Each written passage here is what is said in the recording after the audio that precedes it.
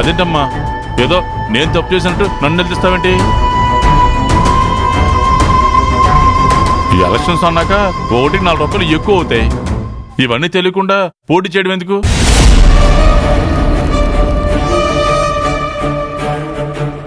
పాపం ఆడ మనిషి ఒంటరిగా కష్టపడుతుందని సహాయం చేసిన పాపానికి నన్నే అంటున్నారా?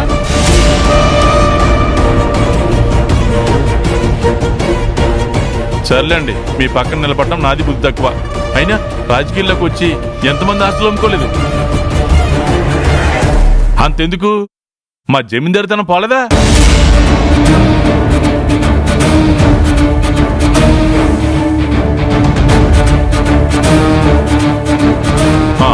అందరూ నన్ననే వాళ్ళే.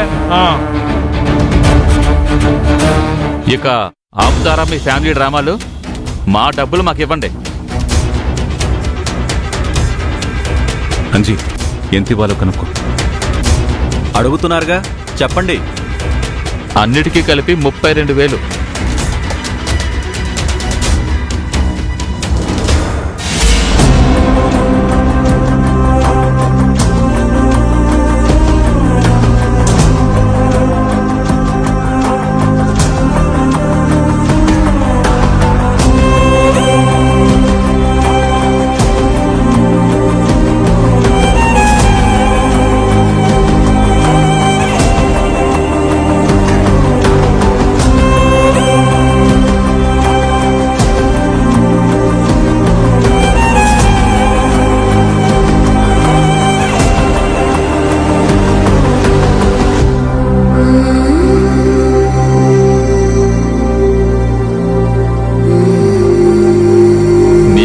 మా రాజకీయాలు అన్నపూర్ణమ్మ గారు డబ్బిస్తే తప్ప మా బాకీ తీర్చలేరు.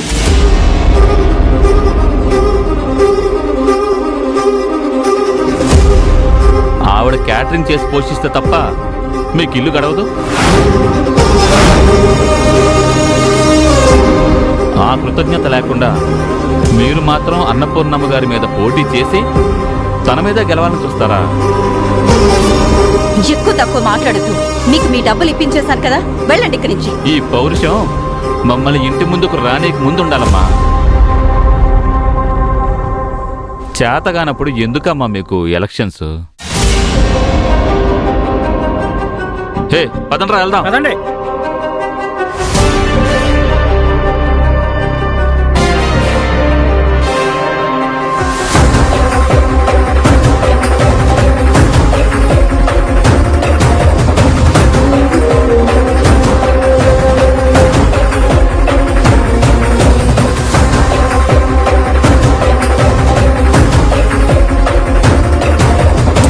లలితకి ముందు నుంచి చెప్తూనే ఉన్నాను, దానికేం తెలీదు, చెప్తే వినదు. బాధ్యత లేని మన ఇంటి అల్లుడిని నమ్ముకుని తలవంపులు తెచ్చుకొని అవమానాలు పడింది. అస్సలు అర్థం చేసుకోదు.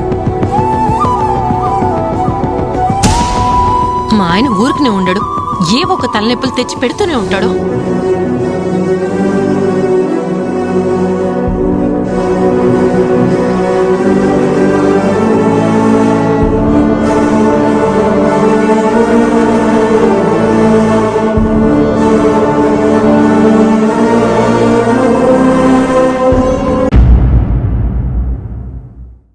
పొందిలే మంచి కాలం ముందు ముందున అందరూ సుఖపడాలి నందనందన ఉందిలే.